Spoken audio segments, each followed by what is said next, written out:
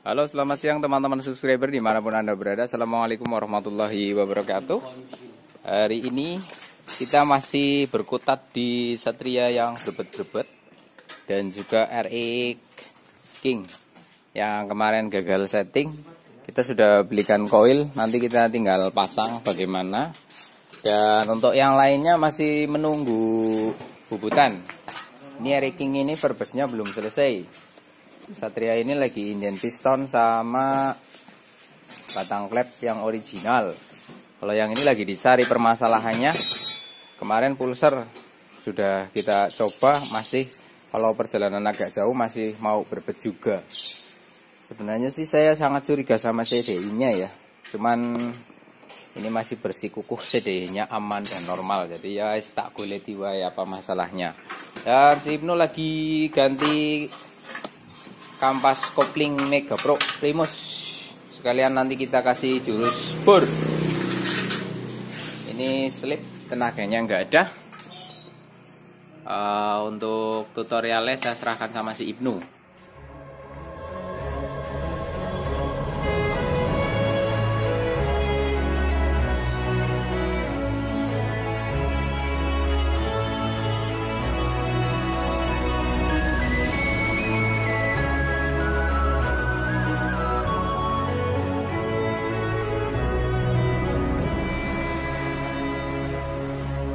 Oke, sekarang kita perhatikan untuk area kampas koplingnya. Ini permasalahan yang cukup klasik dan dimana saya akan menjelaskan apa fungsi dan manfaat daripada ngebor rumah kampas kopling. Ketika kampas kopling terakit seperti ini, maka oli hanya akan terlontar keluar. Itu hukum sentrifugal. Dimana semua benda yang ada berada di dalamnya, entah benda cair, entah benda padat, itu akan terlontar apabila tidak ada pegangan. Sebagaimana oli di sini tidak ada pegangan. Karena dia benda cair, secara otomatis ketika mendapatkan gaya putar, maka dia akan terlontar. Ini hukum sentrifugal, dimana semua benda yang akan mengalami gaya dorong, dia akan terlontar keluar. Maka secara otomatis si kampas kopling ini akan kekurangan oli. Kita buka saja. Nah, perhatikan di sini, si oli itu nyaris mulai kering ya. Dan di sini ada plat kecil. Platnya double di area sini seperti ini. Kita plat kedua. Ini bisa dikatakan kering. Kampas koplingnya kering. Yang diperhatikan adalah alur celah yang ada di sini. Ini alurnya nyaris nggak dilewati oli. Padahal hakikatnya alur ini dibuat untuk sirkulasi oli, agar kampas kopling tidak terbakar. Ini kering, alurnya kering. Perhatikan di sini. Kering, kering, kering. Dan sudah terdapat tumpukan residu dari rontokan kampas kopling. Tuh. Ini platnya masih bagus. Di sini juga sama. Alurnya kering lagi. Ini kering. Alur kering. Pokoknya kering semua ini. Padahal ini motor dari mana, Pak? Dari Banjarnegara ke sini itu kan seharusnya sudah berputar cukup tinggi, oli tetap nggak masuk ke area sini. Maka sumber permasalahannya ada di sini. Nah, ini Pak, maksud dan tujuan daripada pengeboran rumah kampas kopling adalah kita kasih lubang di sini untuk membantu pelumasan kampas kopling. Ya, dari sisi sini nggak ada oli yang bisa masuk karena rapat.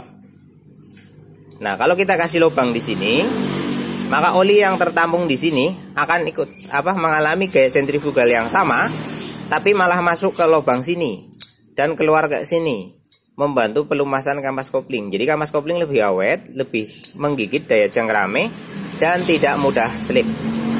Oke, ini akan kita bor. Ini penjelasan saya tentang maksud dan tujuan pengeboran rumah kampas kopling. Bukan bermaksud merusak, tetapi membantu mengoptimalkan kinerja kampas kopling dengan dibantu pelumasannya secara maksimal. Maka dia akan lebih awet dan lebih lebih menggigit lah, istilahnya kayak gitu. Paham ya? Untuk proses pengeborannya ini sudah banyak sekali tutorial yang saya upload, dan juga di channelnya Ibnu Fauzi juga ada. sekarang Ibnu Fauzi yang akan ngebor.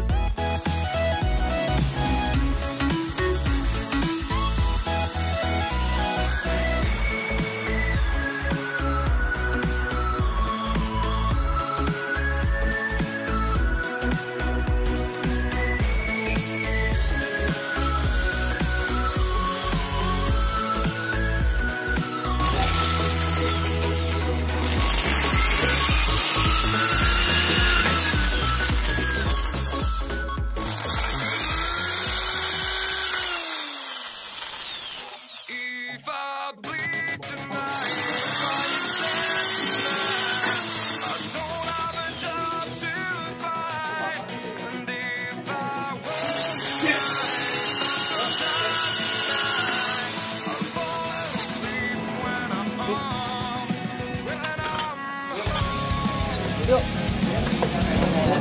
Hati-hati di jalan ya.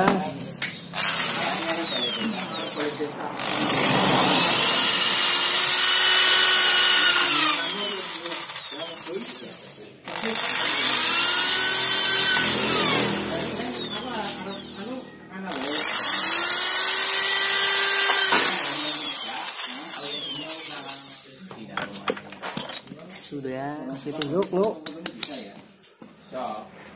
Oke, proses pengeboran sudah selesai. Ini tinggal proses disupport ya, Nu. Biar geramnya hilang.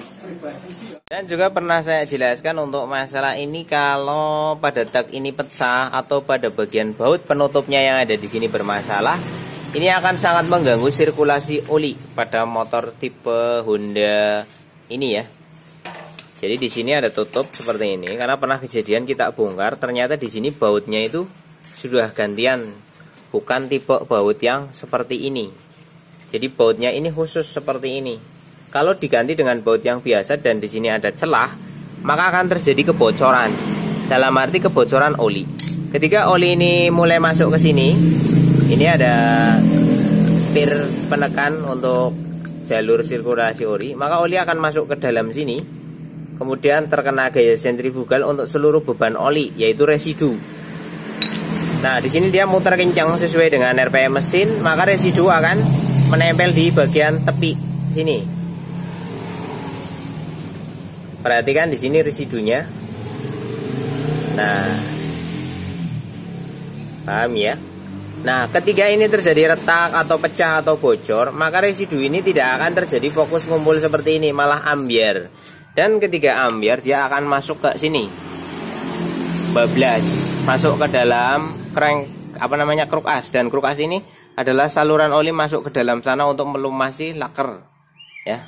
Jadi laker akan lebih awet dan tahan lama kayak gitu. Selain satu sisi naik ke atas sini untuk melumasi noken as, dia naiknya lewat sini, pompa ini. Nah, di sini ini pompanya ya, dia naik, kemudian naik ke sebelah sini, masuk ke sini melalui titik ini. Nah, ini. Jadi dari sini masuk sini, ketemu tutup ini, masuk ke dalam sini, dan seluruh beban oli akan terjadi numpuk seperti ini. Setelah menumpuk seperti ini, dia akan tertahan di sini dan tidak ikut masuk ke dalam mesin. Kalau ini bermasalah, dia akan ikut ke dalam mesin. Nah, ini sudah dibor, sudah kurang lebih seperti ini ya untuk pelubangannya. Ini akan sangat membantu untuk sistem pelumasan pada kampas kopling motor ini.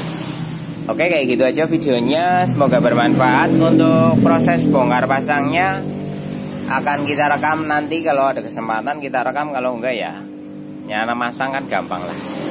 Tapi piye no, mau disetting masangnya? Terserah ya, karena kita sedang menunggu kampas jadi agak lama. Ya wes, kita tunggu.